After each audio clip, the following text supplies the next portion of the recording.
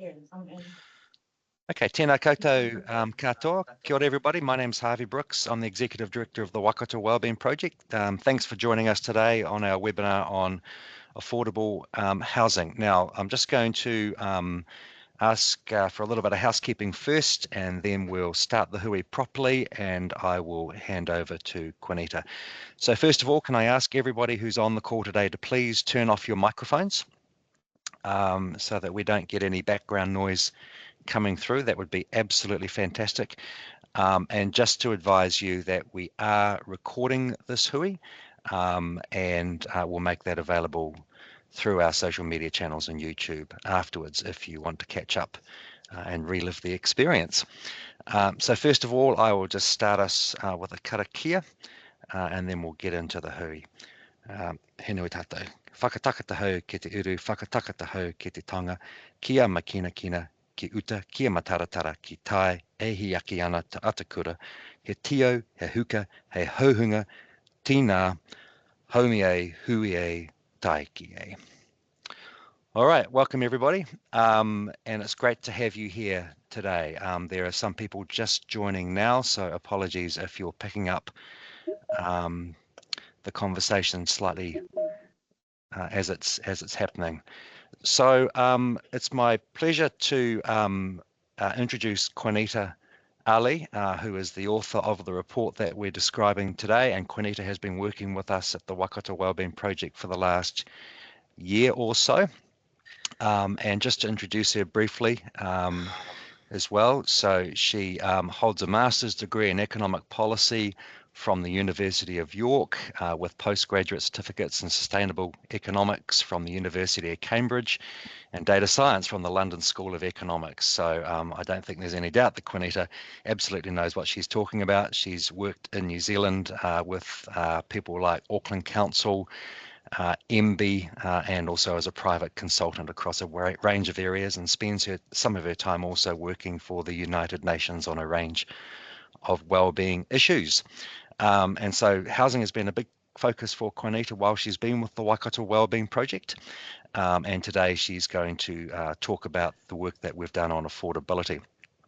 Just to give a little bit of background to that, the reason that we've got involved with this is it's one of the foundational requirements for human well-being, of course, and we've always supported housing affordability and availability and accessibility in the Waikato region.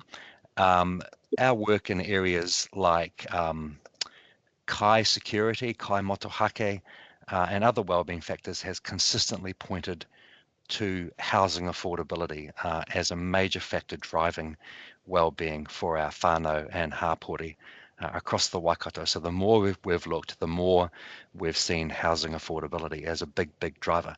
We work with everyone in the housing ecosystem across the region, especially with the Waikato Housing Initiative, who have a major leadership role in this space as well. So we want to see what can be done to actually improve housing affordability for all. And I'll talk a little bit more about the how after we've had the presentation. But today, Juanita is really going to give us a really thorough run through on the state of housing affordability. And I'm sure you'll all find that very interesting. And the report is online already if you haven't had a chance to have a look. Now, many of you will have lots of questions, I am sure, and comments and observations that you'd like to make, which is absolutely fantastic. Can I ask you to please use the chat function in the menu bar in your Teams meeting and pop any comments, observations, questions that you have in the chat function to begin with. And what we'll do is we'll monitor those as we go through, and then Amy, who's here helping today, will aggregate those, and we will seek to address and answer as many of those as we can once Juanita has finished her presentation. And then if we've got any time left at the end, we can always open up and have one-on-one discussions with any of you.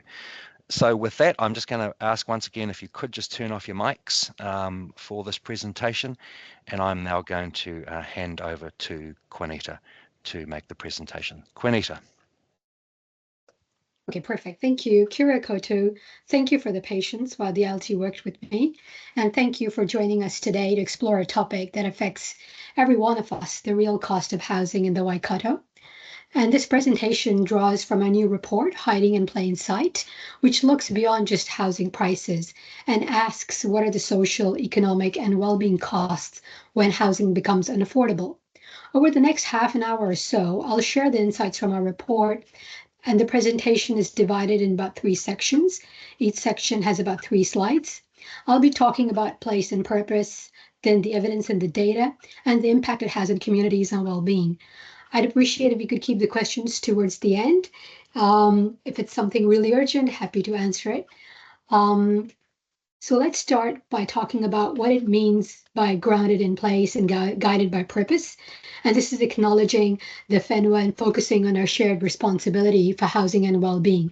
And before we talk about housing, data, or affordability, it's important to ground this korero in place for the Waikato region, shaped by its river, its people, and its history, and acknowledging the mena whenua of those connected to this land that predates any of our policy work or market cycles. So looking at that, housing is more than just a market outcome. It's a shared responsibility across EV, government, community organizations, as well as the private sector. Every decision from zoning to financing affects how our people live, work, and belong. I've just realized there's a typo here. Credit to Canva, I guess. So our purpose today is twofold: to bring the local evidence to the forefront and to unpack the statistics that genuinely impact well-being. And this is basically what frames the discussion by grounding it in place and reminding ourselves that affordability isn't just an abstract number. It's about families can stay rooted in their communities, raise the tamariki with stability, and contribute to a thriving Waikato. So that's the segue to my next slide, which is about the human impacts and what that data means for real families in the region. So behind the numbers, what's the real cost of housing, reality, and unaffordability? It's not an isolated story. For many working families, the dream of home ownership is slipping further away, not through a lack of effort, but through the structural imbalance we have. So this quote that we have, we've been renting for 8 years. Every time we save a little, the goalpost moves. It's from our teacher in Hamilton. And this kind of sets that scene that for a teacher from Hamilton could be any one of those many thousands of Waikato households. They're doing everything right, working hard, saving diligently, but homeownership keeps slipping further away. And this story isn't an exception. It's become the norm for many households in Waikato, as the data will show you later. And as she says that every time we save a little, the goalpost moves. And for me, that sentence captures the quiet exhaustion of trying to do everything right, work hard and save, but still fall behind. And the data backs that up. So the median rent in Waikato is about $560 a week. Many of the households spend about a quarter to 33% of their income on rent. And under these conditions, it would take about 13 years to save for a deposit, assuming they save 10% of their income and absolutely nothing goes wrong. So what's that connection with well-being? That strain is not just financial for housing, it touches every dimension of well-being, from mental health and stability to the ability to plan for family, education, or retirement. And it's not a market challenge, it's become a social one now. So this story isn't an exception, it's the lived experience of a large number of households and is becoming a structural issue. And the next few slides show how this gap between income that you can see on the right side of the slide and housing costs has widened over the decades and why it matters for the region's future resilience and well-being. So transitioning from what that means for people to a system where what we've learned from the stories. Are you seeing housing costs are rising faster than incomes? That's the slide. Someone give a thumbs up. Yeah, okay. Yep. Okay, so what does that mean in terms of systems pressure to household reality? Most Waikato families can't afford the median home. And as the previous slide showed, that there's a huge divergence between housing costs and incomes over time. And that housing affordability is not just a financial measure, it's become a well-being outcome. So when housing becomes unaffordable, it just doesn't affect people and where they live. It impacts their education, health, and community stability. Therefore, when you talk about the cost of housing, we're really talking about the cost to society. What we see here is what it means to families right now. For the median Waikato home, a household needs to earn roughly around $140,000 a year, yet the median household income sits about around $116,700. That gap of about $23,000 a year makes home ownership unattainable for most working families. And for those families in the Waikato region, disciplined savings is no longer enough. And this just isn't a market blip. It's becoming a structural barrier affecting opportunity and well-being for the region. And that's why housing affordability is a frontline measure of how our economic system serves people. And at the moment, it's not serving very well. A stable and affordable home underpins education, health, and productivity. When that stability erodes, the people get impacted, and that ripple effect shows up everywhere in schools, in workplaces, and in community cohesion. So the next section is where we'll explore where this pressure is being hit hardest and who is most affected. And we'll talk about the evidence base. And this is quantifying housing affordability challenges and their well-being impacts, what the data is telling us, what's changed in the Waikato housing system over time, and what that means in terms of affordability. So the income divide, this is one of my favorite graphs/images that we've constructed for this report.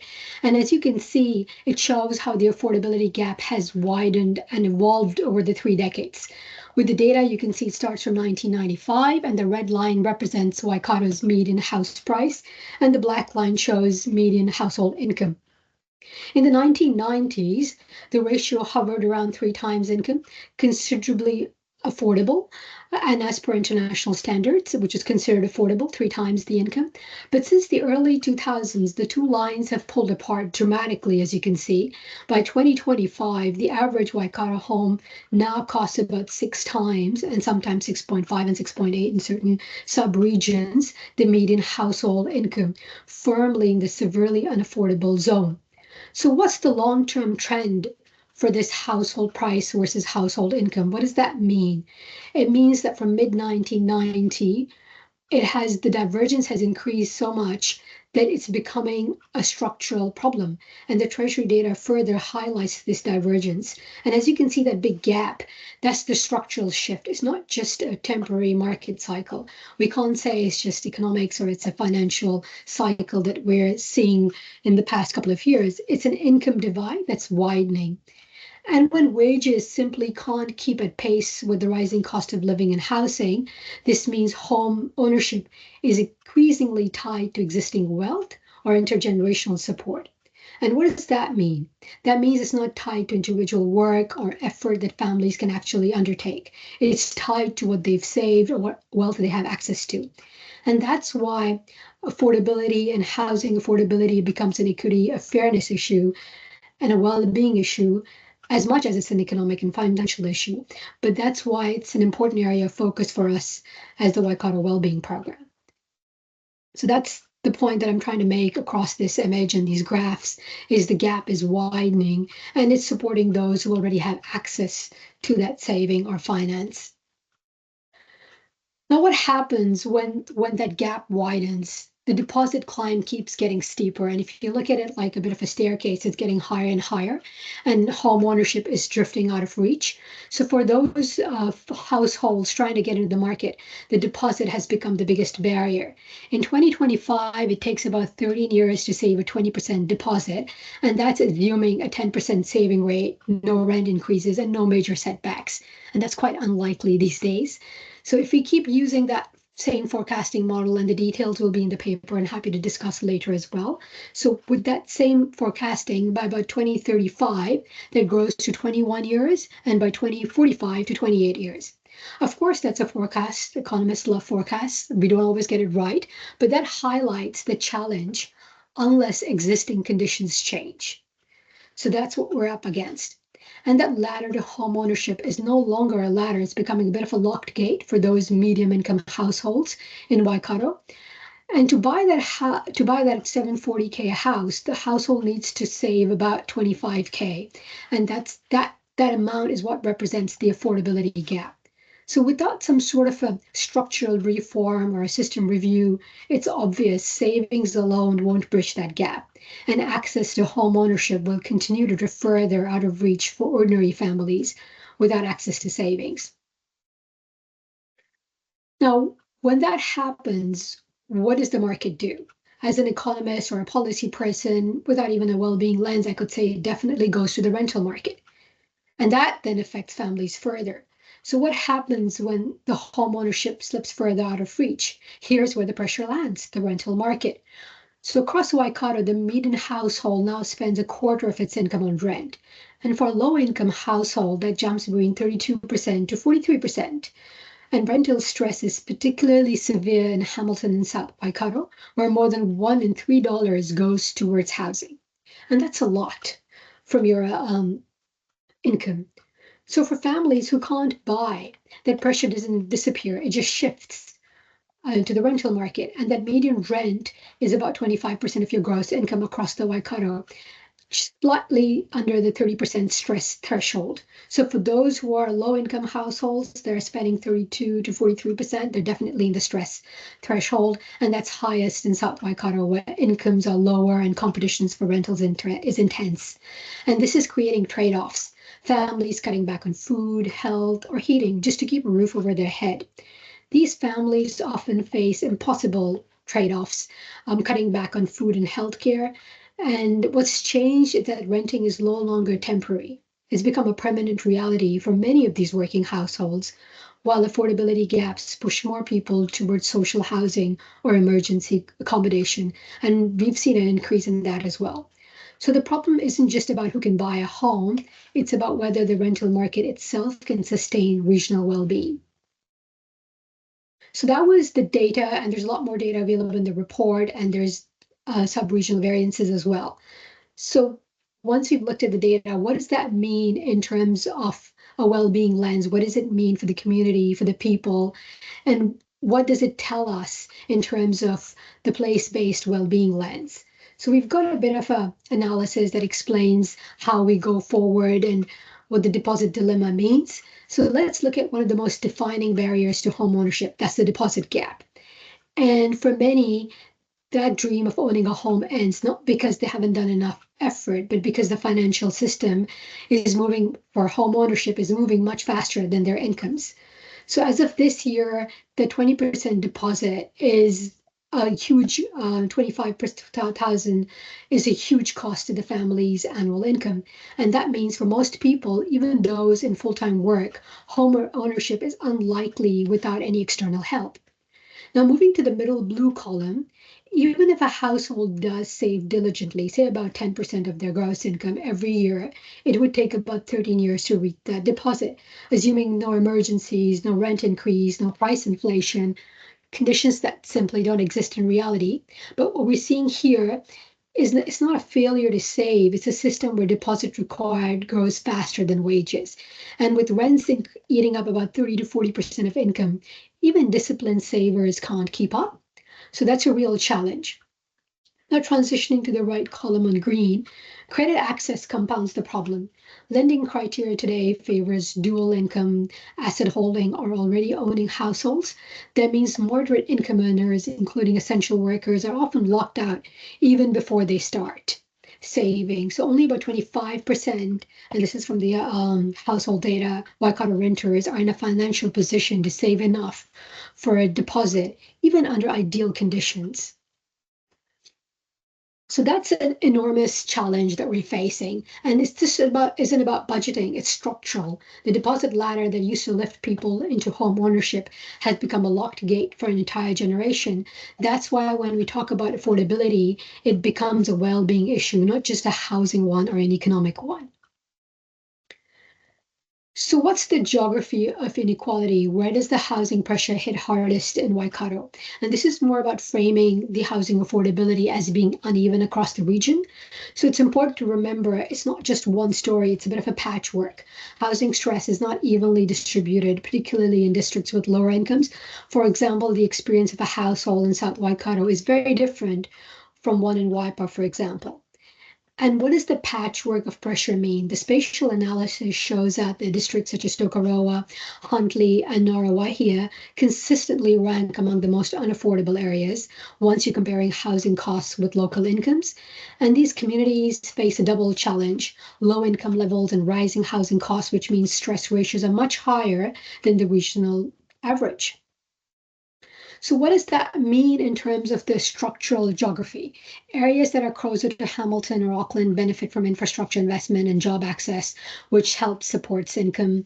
But others face structural disadvantages, limited access to public transport, fewer job opportunities, and slower housing supply growth.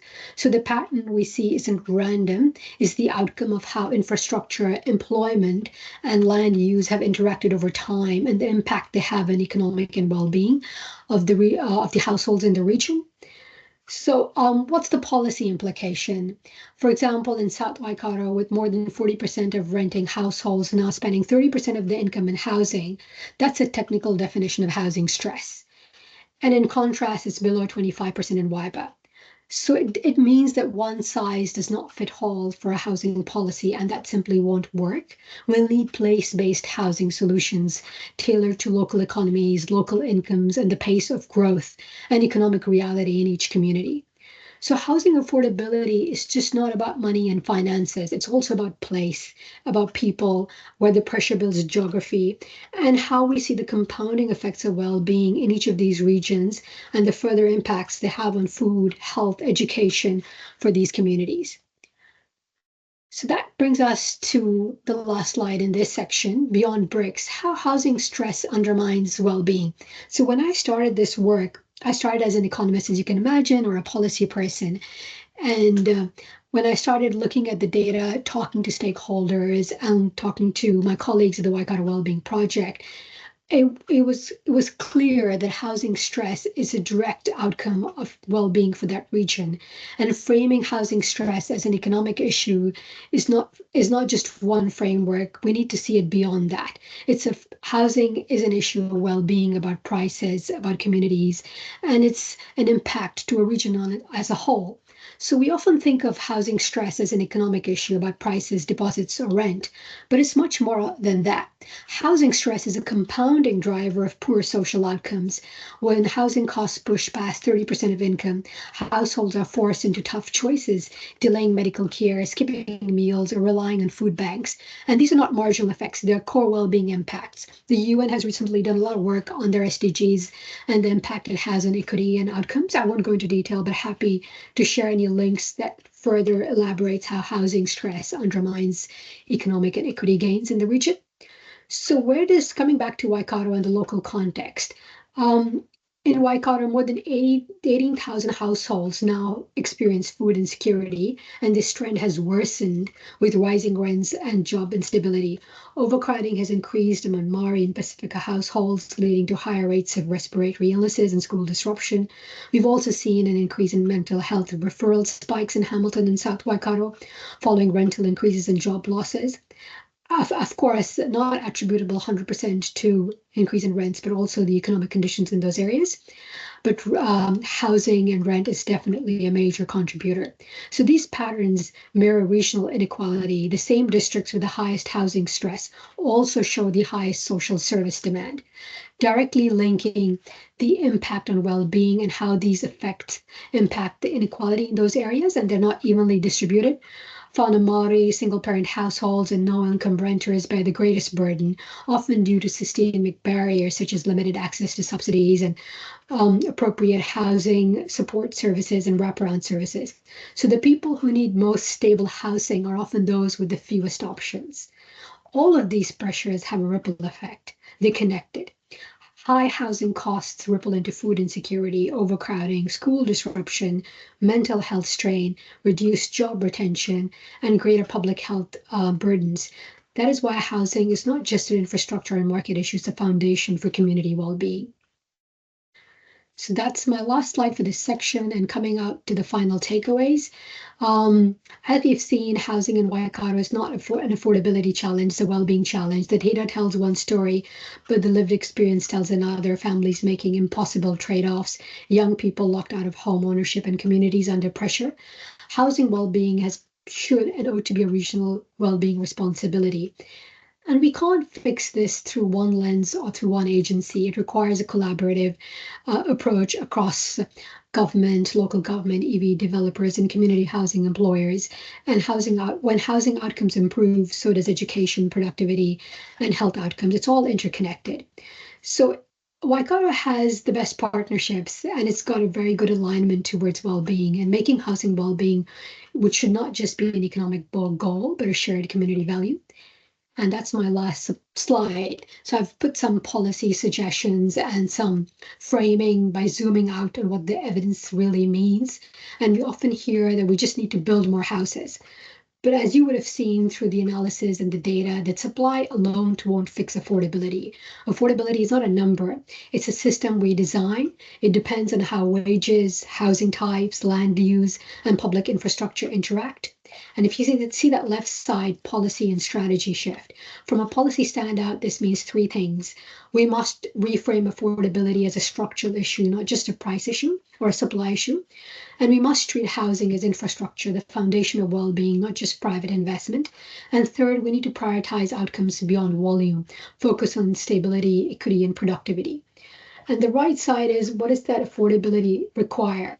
So the real affordability requires more than just lower prices. It requires access to affordable tenure and home ownership options, the right wages to give the right mix of housing types, and alignment with land use and transport. It's about what gets built, where, and for whom. So without that kind of structural reform and those partnerships and land use, funding, homeownership access, the current pipeline will only deepen those well-being issues. And in Waikato, housing costs have outpaced incomes by over 70% since 2014. And no amount of just construction alone will be able to close that gap. Housing must be seen as a social and an economic policy combined. And Waikato's challenge is to align leadership and investment around that shared goal. And I think this is where leadership, collaboration, and integrated policy will have the most impact. Thank you. Great, thanks, Juanita, and thanks for getting through such a huge amount of content in such a short time. Really appreciate that, and I would just encourage everybody to actually pick up the report and read it. Maybe Amy, while we're sort of moving to the next phase, could you just put the link to the report in the chat function as well, in case anybody isn't able to get a hold of that. We've only had one comment. Thanks, Mike, for the question. And Juanita, can you just double confirm that the gross household income is defined as income before tax? That's correct, isn't it? Yes. Yep. Cool. There you go, folks. So the report now is in the chat. I feel just before we move on, I just really want to, and you might be feeling it too. Gosh, that was a lot of problem statements. That was a lot of talking about how bad the situation is, and that's right. And we really felt that we needed to set the situation clearly before we went on and talked about what would it take. So if I can just briefly talk about what we're doing now as well, and hopefully that might elicit a few more comments. I think, Jen, you've got a question, so I'll come back to you in just a second as well. There are already extraordinary people doing extraordinary things in the Waikato and across New Zealand, and we are not in the business of inventing new solutions just for their own sake. There are already amazing examples of shared equity, rent to buy, community housing, co-housing, papakainga, as well as the social housing system that we have in the Waikato and across New Zealand. So as much as anything, it might be a case of identifying the things that are working really, really well and supporting them to scale up and become even more of a part of the solution than they are right now. There are other successful initiatives in other parts of New Zealand which maybe we need to look at bringing further into the Waikato. And just as an example, the Bay of Plenty has the Bay of Plenty Housing Equity Fund, which a lot of the community funders and councils and government in the Bay of Plenty, and I think the same thing operates in Taranaki as well, to enhance the accessibility for whānau to affordable credit and funds for housing. So we are really, really mindful that there are things out there already, and it's not a case of starting from scratch. And we really do acknowledge the incredible work that many of you who are on the call today are doing. With that in mind, the next step for this is we have contracted Veros Limited to explore the question, what would it really take to start to change some of those statistics that Juanita has laid out very, very clearly today in terms of affordability in a real sense for real people. Now, the housing system is extensive. Obviously, it goes from absolute homelessness to home ownership. And in this particular question, we're focusing on what tends to get called by a lot of people the missing middle. Those whānau who have an income, a family household income somewhere in the range of 70,000 to 150,000, who on the basis of current evidence are really struggling to secure whether it be home ownership or even secure a rental some of the time. So Verus are doing some work and they may have contacted some of you, and if you're interested, please let us know and we'll put you in touch as to find out what would it really take to start to change some of those statistics in the long term. This is not something that will change overnight. And so we're really looking forward to the results of that work, which we should have by Christmas, I think. So there's a few questions coming in now, but Jen, you had your hand up, and so it might be apropos maybe for me just to hand over to you, and if I can, I think you've been unmuted, and we'd love to hear your question. Thank you. I really appreciate this opportunity, and it's great to see all that information consolidated like you've done. I think it paints a really great picture. I mean, really dire picture, but in a really effective way. I wonder if it's actually even worse than that. And I wondered if you had done any work on, so we know that typically renters have a lower household income than homeowners. So whether you've done any work to kind of isolate renter household income. And secondly, what we find is that deposit, yes, absolutely an issue, but a bigger issue is household debt. And I wondered if you'd done any research into, again, a typical renter and average debt compared to, say, a homeowner. So just highlighting that probably it's actually even worse than we think it is. Yeah, look, I'll let Juanita address both of those questions. If I can, she looks like she's slightly frozen. Are you there, Juanita? Oh no. Yes, can you hear me? Yes, I can. Did you hear those questions from Jen? Yes. I got the question. So thank you, Jen, and you've raised a really good point about rental households being under more stress. So the topic that we were going to unpack was housing affordability. We haven't done an in-depth analysis of rental households, but we've confirmed that they have more housing stress, limited disposable income, and they will have more access to housing than non-renting households. I think I have that detail in one of the slides, and there'll be more details in the paper as well. The one thing we haven't done, and that's a really good point, in those in debt, because given the current economic situation, I'm assuming there's going to be a lot more debt on those families, and that will further elongate that deposit ladder. And like I mentioned, that deposit ladder is 13 years right now for those without debt, without any life disadvantages. It only gets worse, but if it's helpful, we're happy to look at that in more detail as well. Right. Thank you. Yeah. Thank you very much. Thanks, Jen. And you've raised it with me as well. So I think it's a really important point, and thank you for raising that again. Colin, you've got your hand up. What I might just do in fairness is just come back and look at the chat. And maybe, I don't know if you can see the chat, Juanita, but there's a question there from Andrew about potential changes to LVR and what effects you think they might have. And Dave Cowley, I think that's your beautiful voice. If you could just mute your microphone. So did you hear me about that one, the LVR changes, Juanita? Yes. Thank you. That's a really good question, Andrew, and I'm so glad you've put something that we could look at it from an optimistic perspective. So smaller districts, outer towns might see the biggest benefit to the changes, and LVR where house prices are lower and deposit gaps are smaller, so that could be more reachable. But just to note, the caveat is that the LVR changes only impact new lending, not existing savers and mortgages. So you will still have that stress. And banks will, of course, apply their own credit criteria. So when it comes to the credit and the financial system not favoring those who are not dual income households or don't have access to saving or employment stability and servicing capacity, the challenges will remain the same. And however, hopefully, if the supply improves and doesn't remain as constrained, they could ease the market from overheating and help in terms of having access. But you never know with the gap being so huge, unless it doesn't spread the risk and doesn't impact the actual deposit, it won't make a big difference. I hope it's clear, but happy to have a follow-up call later as well. Cool. Thanks. And look, you got a heart emoji for that, so you did pretty well. Oh, thanks.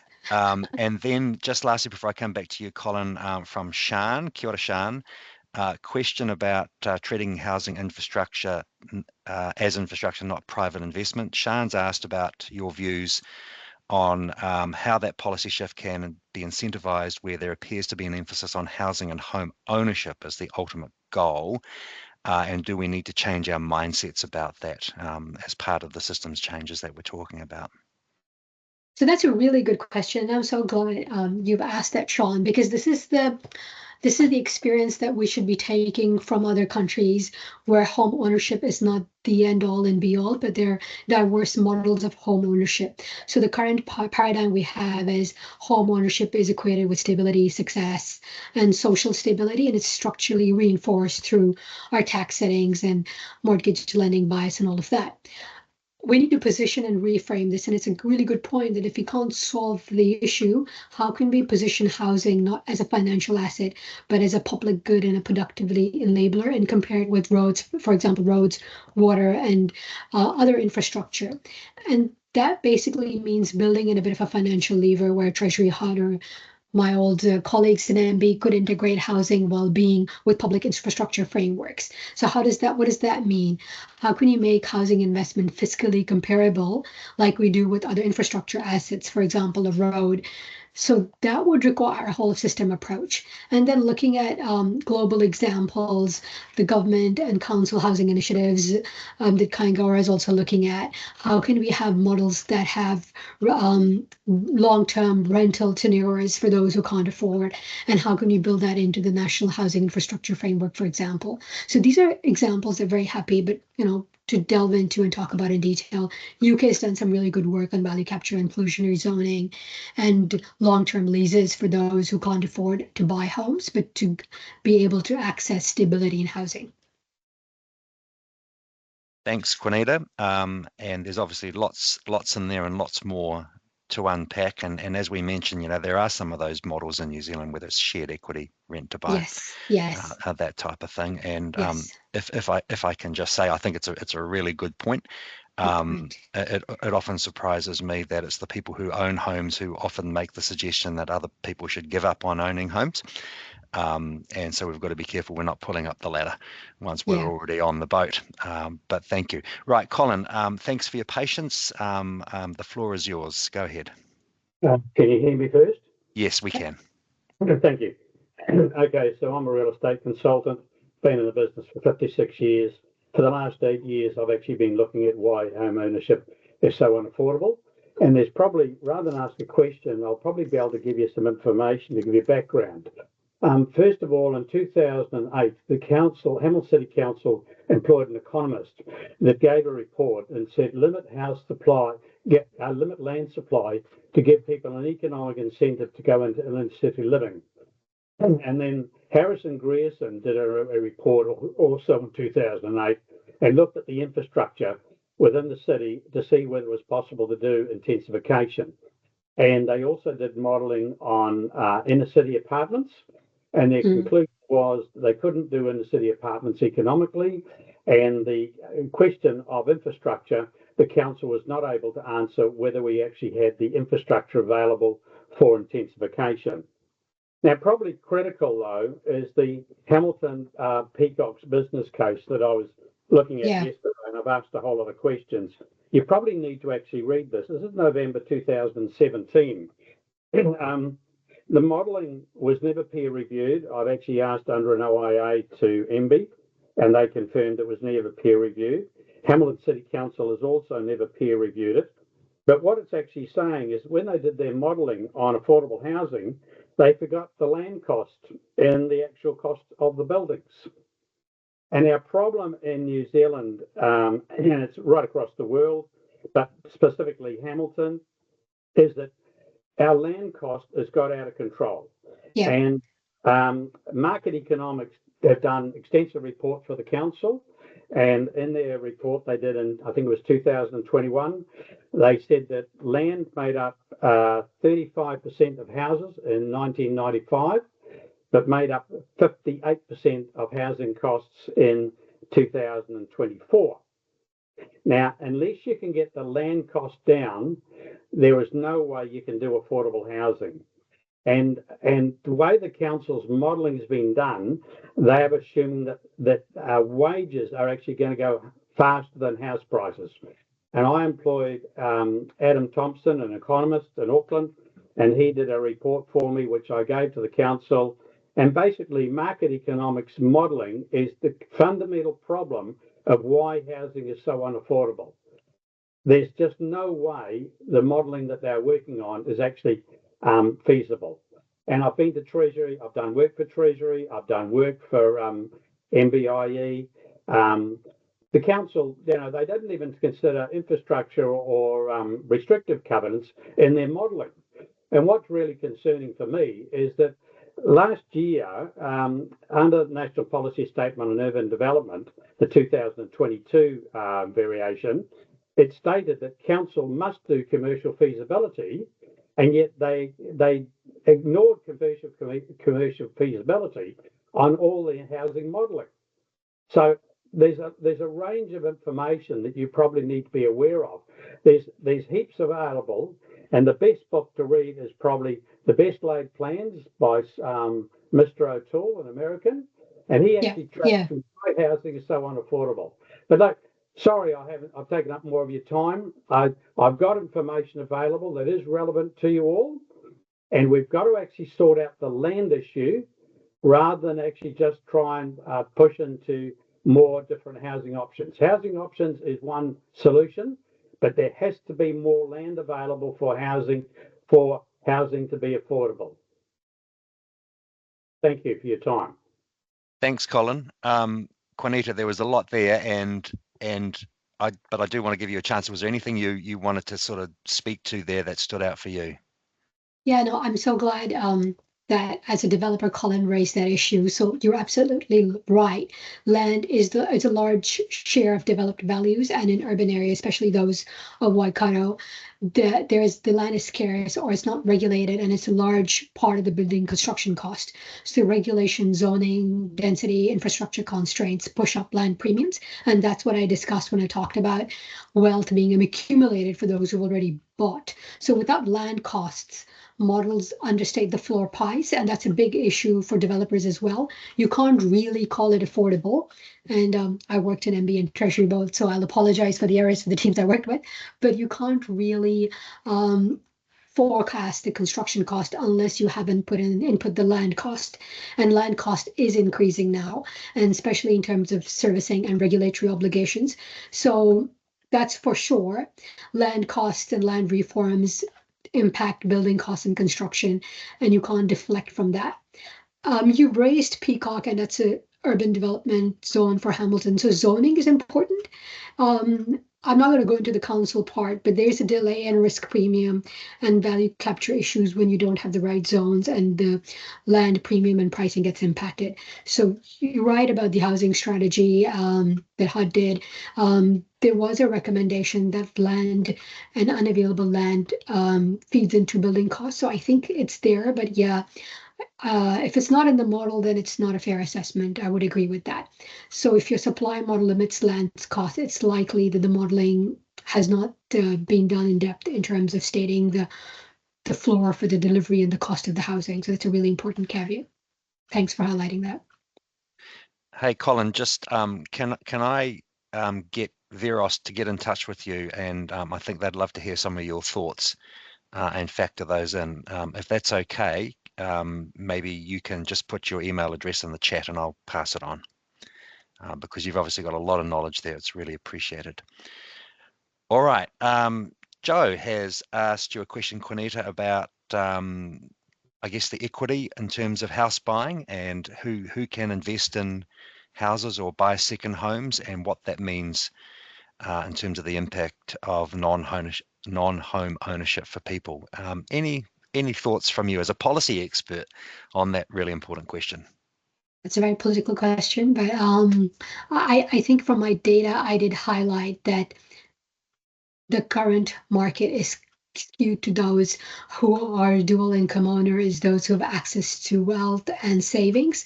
So it's not necessarily easy for those without that saving to get onto the property ladder. And of course, if you look at the financials and the credit models, buying your second home is easier than buying your first one, because the deposit then, as the ladder goes up for deposit, the same way your accumulation of wealth increases if you've bought your first home.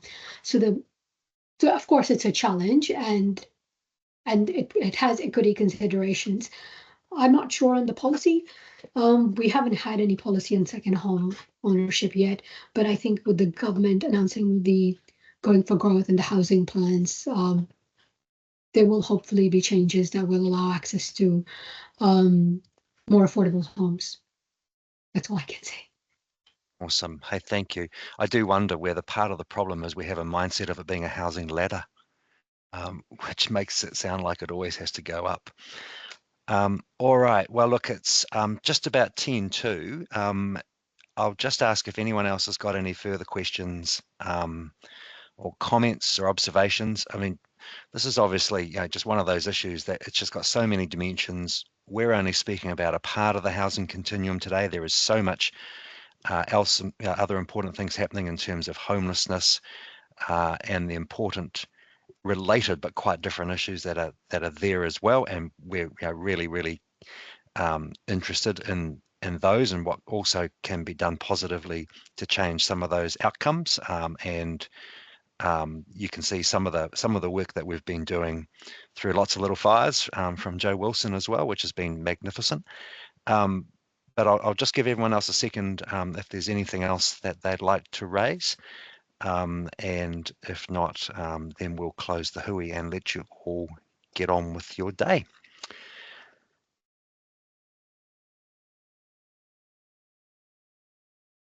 Awesome. Well, look, it looks like everyone's heard what they needed to hear and said what they needed to say, which is absolutely fantastic. But look, this is an ongoing conversation. So please get in touch with us through the website, on our socials, with me directly. If there's more that you'd like to do, as I said, Veros are doing some work for us now on what it would take, which is brave of them because it's something that no one seems to be able to figure out. So hopefully we can make some progress on it. But if you'd like to be part of that conversation, please get in touch. We'd love to hear your thoughts. And we're all really about having identified, again, the problem, what's going to make a difference to this. So please be part of the conversation. It's one of the most important things. So having stated the very obvious, I'll now just close this with a karakia and thank you for your time. Kia tātou katoa te atawhai o te tātou ariki o ihu karaiti, me te araha o te atua, me te whiwhinga tahitanga, ki te wairua tapu ake ake. Āmene. Thanks everybody. Have a good day.